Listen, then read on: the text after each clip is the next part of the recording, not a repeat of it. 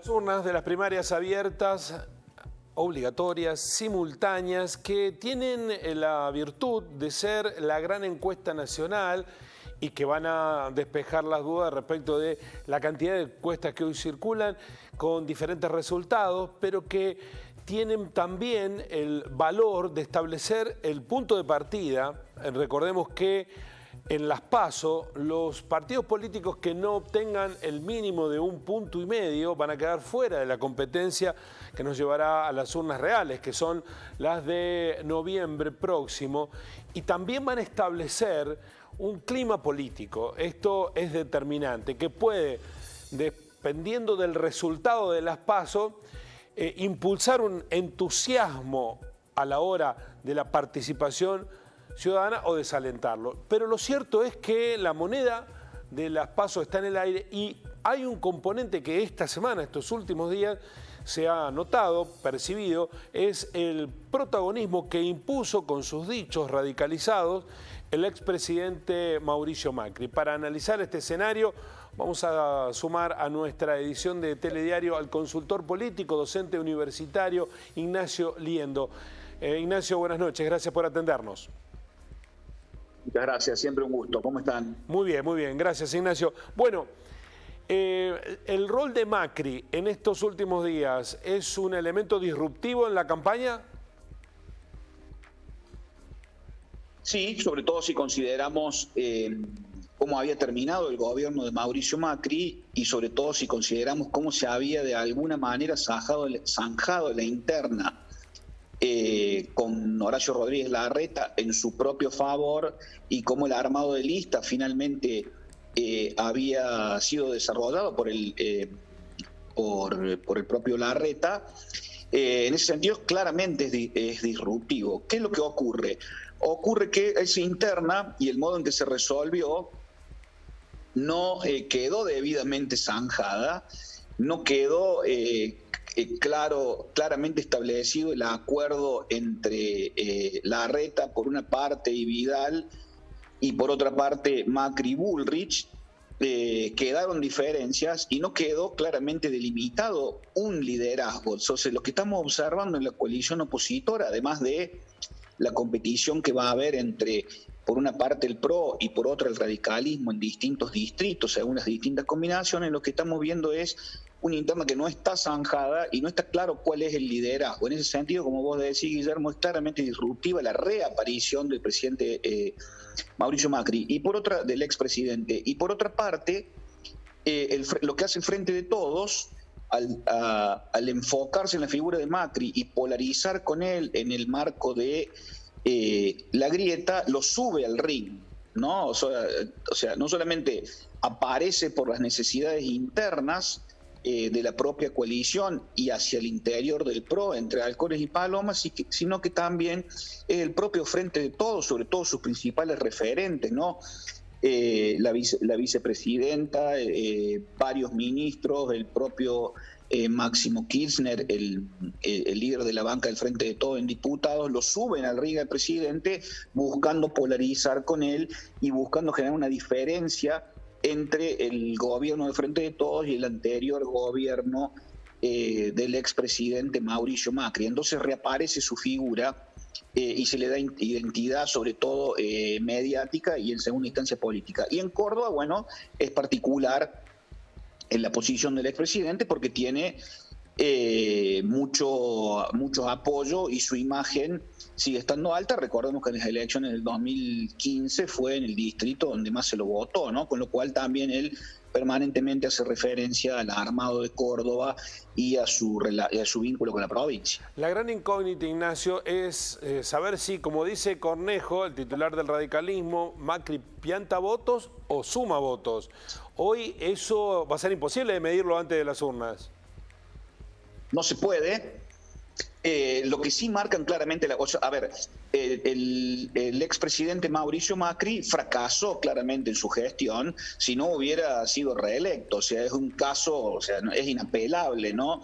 Es muy raro desde el regreso a la democracia de que un presidente no haya podido ser reelecto, ¿no? Y bueno, uno de los casos es el de Mauricio Macri. Me refiero en toda América Latina, no solamente en Argentina. O sea, él fracasó claramente en su gestión y regresó el Frente de Todos, o este artilugio llamado el Frente de Todos, que fue el formato que encontró Cristina Fernández para volver al poder luego de haberlo dejado en el 2015.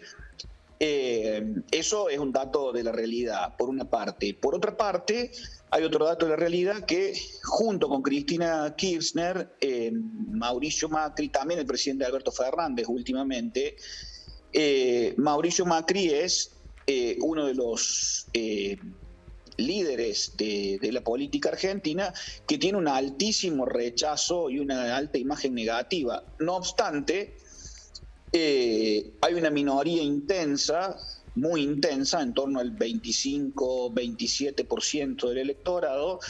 Recordemos que él en las PASO de agosto de 2015 había sacado más o menos ese porcentaje de voto, 24%, si mal no recuerdo. Esa minoría intensa se referencia claramente en la figura, por distintos motivos, en la figura del expresidente, con lo cual no es una figura que sea fácilmente soslayable. De hecho, como te decía recién, Guillermo, más allá de que él cedió posiciones en la configuración de la lista en el marco del interno del PRO, no puede ser soslayado ni por el propio Larreta, que debiera ser su sucesor natural, con lo cual ahí hay una cuestión que no está debidamente metabolizada. Y en distintos distritos tiene distinto impacto su figura. Sí está claro, y lo sabremos la noche del domingo 12 de septiembre y luego el 14 de noviembre, allí sabremos el verdadero alcance de su figura y lo que significa o no su apoyo. También tiene que poner en consideración los propios yerros del gobierno del Frente de Todos, reconfiguran el fracaso de Macri, ¿no? O sea, los yerros del actual gobierno ponen en una perspectiva diferente los fracasos relativos del antecesor. Vos sabés que en el continuum del tiempo las percepciones se van modificando, entonces también su figura se redimensiona nuevamente.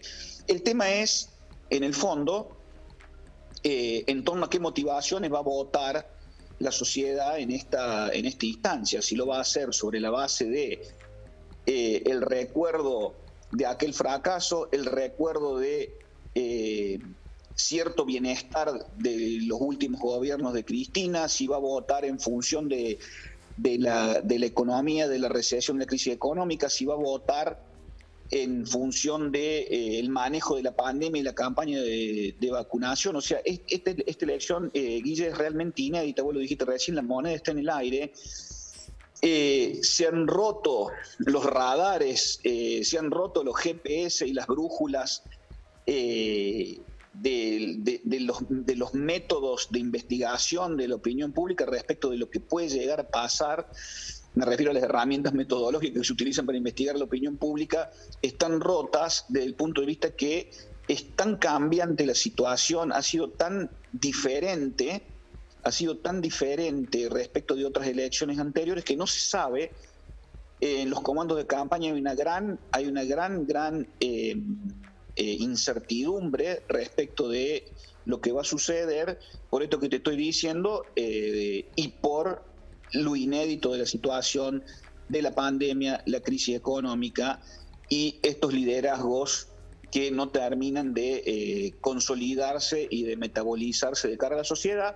Sí hay un dato muy profundo en la opinión pública, Guillermo, que es esto de hay una gran decepción de parte de la sociedad respecto de la clase dirigente. Esto sí está más o menos sabido y hay un cierto consenso respecto de ello y está generando un fuerte rechazo que, como decía recién Jure, puede provocar muchas cosas. Por ejemplo, un descenso de la participación, un alto voto en blanco, un voto castigo. ¿Hacia dónde iría ese voto castigo? Probablemente en Cava ese voto castigo podría ir hacia Milei, pero son todas incógnitas, ¿no? Sí. Finalmente, Ignacio, sí. Si se cumple la teoría de Cornejo respecto de que Macri pianta votos, ¿este escenario podría beneficiar al esqueretismo con la estrategia de Leyas? Sí, no tengas dudas, es probable que...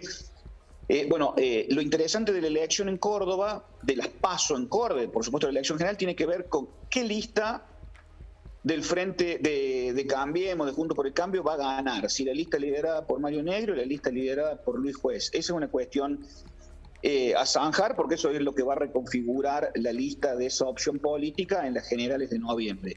Pero también, si en descontando la sumatoria de todas las listas de Cambiemos, si la lista que más saque en los pasos sea la lista del gobernador Schiaretti, ¿no? Pues fíjate que el gobierno provincial, Hacemos por Córdoba, ha puesto el foco de la campaña en la figura del gobernador, que tiene una fuerte figura positiva en toda la provincia, y él es quien lidera la campaña junto con ellas, esto es Alejandra Vigo y Natalia de la Sota, ¿no? Esto puede beneficiar fuertemente al gobierno provincial porque comparte el electorado en gran medida, sobre todo en el interior, con Juntos por el Cambio, y Hacemos por Córdoba y el gobierno provincial provee a la sociedad un bien muy escaso hoy por hoy en el país y también en el mundo, que es la estabilidad, ¿no? Y todos los funcionarios del gobierno no son necesariamente visualizados por la opinión pública de Córdoba como una casta, sino que son más bien visualizados como un grupo de funcionarios que hacen, ¿no? Tienen esa fuerte impronta y pueden tener un apoyo importante en estas elecciones, siendo que históricamente Unión por Córdoba, Hacemos por Córdoba, no tuvo necesariamente un buen desempeño en elecciones de término, ¿no? De medio término. De todas maneras, a esta altura de las circunstancias, en otra elección hubiéramos dicho las cartas están echadas, pero aquí en Argentina en 24, 48 horas cambian los vientos, así que habrá que esperar todavía. Gracias, Ignacio. Gracias a ustedes, así es. Muchas gracias. Buen fin de semana. Buenas noches, así son las cosas.